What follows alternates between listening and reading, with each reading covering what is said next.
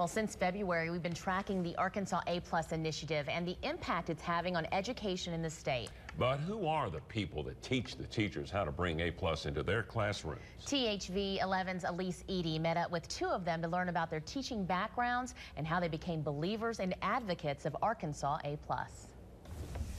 It's the Saturday after a long week on their feet.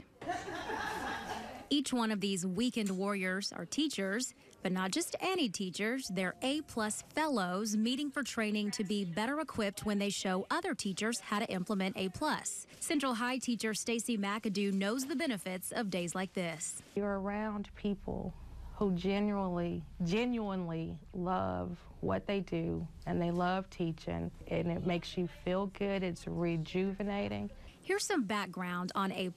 It's a whole school reform model that views the arts as essential to how teachers teach and students learn. Whatever you're studying in science, they can do some kind of activity in PE that relates to it, and they can learn some music that relates to it, and the child will remember that that thing a lot better because they've had so many different approaches to it. Fort Smith teacher and A+ fellow Sharla Zlombicki is a veteran when it comes to her job, but she wasn't always an A+ believer.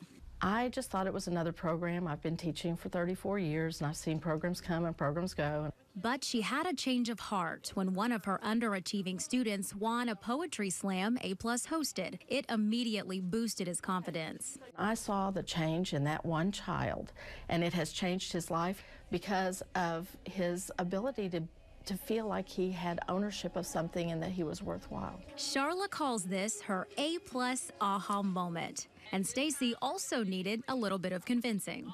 My story is probably very similar to other A+ fellows.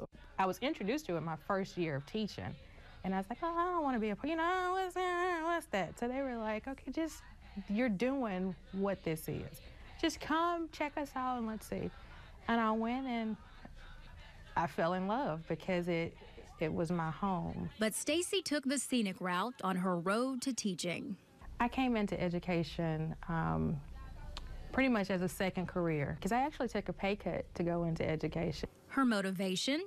As a student, I hated school. I absolutely hated it. And I found school not very challenging. It was boring. And I would always sit in class thinking to myself, I could do this so much better. Turns out she was right. I just wish I would have had an A+ experience when I was in school. Sharla uses her experience as an A+ doubter turned believer to relate to the teachers she trains. Some of them are reluctant at first, just like I was, and then they kind of get that aha moment that, learning can be fun. So it's not another program. It's something that really helps the child in ways that they learn best. So despite this long day of learning, they're staying motivated with caffeine, a few snacks, and the passion to transform schools through A+. I know that it's going to make me seem very corny, but when I say that I love these Arkansas A+ fellows, I do. When we get together, there's so much love, and I know that we're all here for the good of the child, and that's what education is all about. In North Little Rock, I'm Elise Edie, THV 11 News.